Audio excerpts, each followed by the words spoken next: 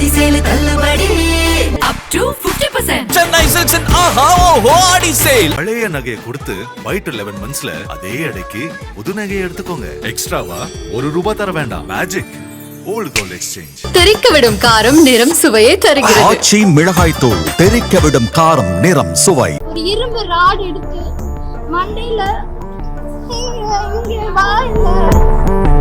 கண்டிப்பா விடக்கூடாது. அந்த 4 பேருக்கும் கண்டிப்பா அரெஸ்ட் பண்ணி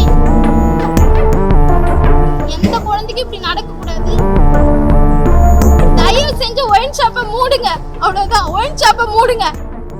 திருப்பூர் மாவட்டம் பல்லடம் அருகே உள்ள இச்சிப்பட்டி பகுதியைச் சேர்ந்தவர் வெங்கடேஷ். இவரது மனைவி இந்துமதி. இந்த தம்பதிக்கு 2 மகன்கள் உள்ளனர். இவர்களுடைய மூத்த மகன் சொக்கம்பாளையத்தில் தங்கி அங்குள்ள அரசு பள்ளியில் 9ஆம் வகுப்பு படித்து வருகிறார். இந்த நிலையில் கடந்த 10ஆம் தேதி காலை 9ஆம் வகுப்பு மாணவன் பள்ளிக்கு செல்லாமல் கட்டடித்துவிட்டு சொக்கம்பாளையம் மெயின் ரோடு பகுதிக்கு வந்துள்ளார். அப்போது அங்கு 2 இருசக்கர வாகனங்களில் வந்த 4 இளைஞர்களிடம் லிப்ட் கேட்டு தன்னை சாமலாபுரத்தில் இறக்கி விடுமாறு கேட்டிருக்கிறார். அதற்கு அந்த மாணவனை இருசக்கர வாகனத்தில் ஏற்றிய இளைஞர்கள் சாமலாபுரம் செல்லாமல் சோமனூர் மதுபான கடைக்கு சென்றுள்ளனர். அங்கு அனைவரும் மது வாங்கிக் கொண்டு பள்ளி மாணவனை மது குடிக்க சொல்லி வற்புறுத்தியுள்ளனர். அதற்கு பள்ளி மாணவன் மறுப்பு தெரிவித்ததால் மது போதையில் இருந்த கும்பல் மாணவனை கடுமையாக தாக்கியுள்ளனர். அதன் பிறகும் மாணவன் குடிக்க மாட்டேன் என சொன்னதால் அந்த இளைஞர்கள் தாங்கள் வைத்திருந்த மயக்க மருந்தை மாணவனுக்கு கொடுத்து காரணம்பேட்டை பகுதியில் உள்ள ஒரு இடத்திற்கு அழைத்துச் சென்றுள்ளனர். அங்கு மீண்டும் மது குடிக்க சொல்லி அவர்கள் எடுத்து வந்த இரும்பு ராடால் மாணவனை சரமாரியாக தாக்கிவிட்டு அங்கிருந்து தப்பிச் சென்று விட்டனர். இது குறித்து தகவல் அறிந்த அவரது பெற்றோர் படுகாயமடைந்த மாணவனை மீட்டு கோவை அரசு மருத்துவக் கல்லூரி மருத்துவமனையில் சிகிச்சைக்காக அனுமதித்துள்ளனர். இதனிடையே பாதிக்கப்பட்ட மாணவனின் பெற்றோர் இச்சம்பவம் குறித்து திருப்பூரில் உள்ள காவல் நிலையத்தில் புகார் அளித்தனர். புகாரின் பேரில் போலீசார் குற்றவாளிகளை தீவிரமாக தேடி வருகின்றனர். இந்த சூழலில் மாணவனின் தாயார் இந்துமதி வெளியிட்ட வீடியோவில் குற்றவாளிகள் 4 பேருக்கும் உரிய தண்டனை கிடைக்க நடவடிக்கை எடுக்க வேண்டும். இனிமேல் எந்த குழந்தைக்கும் இதுபோல் நடக்கக்கூடாது.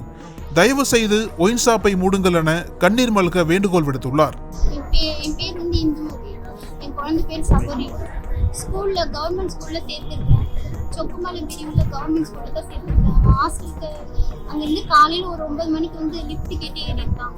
2 பசங்க, 2 பேர் 2 பைக்கில், இன்னொரு பேர் 2 பேர் ஒரு பைக்கில், மொத்தம் 2 பைக்கில் வந்திருக்கானுங்க. கூட்டிகிட்டு வந்து சோமனூர் வரைக்கும் வந்துட்டு சோமனூரில் ஒயின் ஷாப்பில் போய் பாட்டில் வாங்கியிருக்கானுங்க. பாட்டில் வாங்கிட்டு என் பிள்ளையை வந்து குடிக்க சொல்லி அடிச்சிருக்கானுங்க.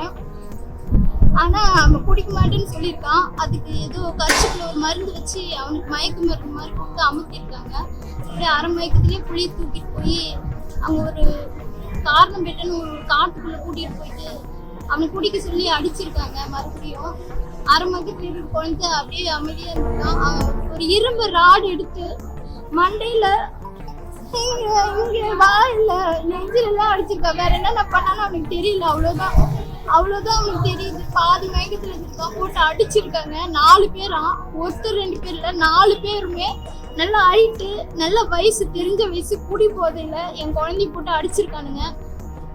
இதை வந்து முதலமைச்சர் ஐயா அவர்கள் இதை பார்த்து என் குழந்தைக்கு இப்படி பண்ணவங்க கண்டிப்பா தண்டிக்கணும். நல்ல நீதி கிடைக்கணும். அவ்வளவுதான், எனக்கு வேற எதுவுமே வேணாம். அவங்க எதுவுமே யாரையும் இப்படி பண்ணக்கூடாது. அவ்வளவுதான். நீங்க என்ன பண்றீங்க? வீட்டுல என்ன பண்றீங்க? நான் வந்து பஞ்சில வேலை செய்யற வைண்டிங் ஓட்டுறேன். என் ஹஸ்பண்ட் வந்து பைலர் வேலை பாக்குறாரு. அது நெருப்புல வந்து கஷ்டப்படுறாரு. அவர் பேரு வெங்கடேஷ். உங்க பேரு? இந்துமதி. அந்த பையன் வந்து முன்னாடி யாராவது அவங்கள பாத்துருக்காங்களா? இல்ல, பாத்துட்டு இல்லைங்க. அப்பதான் லிஃப்ட் இப்படி கேட்டு ஏறி இருக்கான். அண்ணா என்ன சாமலாபுரத்துல விட்டுருங்கன்னு சொன்ன ஒரு பாவத்துக்காக கூட்டு போய் குழந்தை குடிக்க சொல்லி குடிக்க மாட்டேன்னு சொன்ன பிள்ளைய போட்டு அடிச்சு அதை துன்புறுத்தி முதுகெல்லாம் நடக்கவே முடியல. அவனால மண்டையெல்லாம் ஸ்கேன் எடுத்திருக்கேன். என்ன ரிப்போர்ட்னே தெரியல.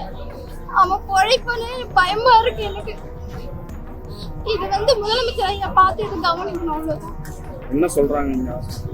ஹாஸ்பிட்டல் இன்னும் எதுவுமே சொல்ல. ஸ்கேன் மட்டும் எடுத்திருக்காங்க. செக்அப் பண்ணிட்டு இருக்காங்க. செக் பண்ணிட்டு சொல்றேன்னு சொல்லியிருக்காங்க சார். அவ்வளவுதான். அனல் பறக்கும் செய்திகளை அப்டேட் செய்து கொள்ள நக்கீரன் களத்தை இப்பவே சப்ஸ்கிரைப் பண்ணுங்க.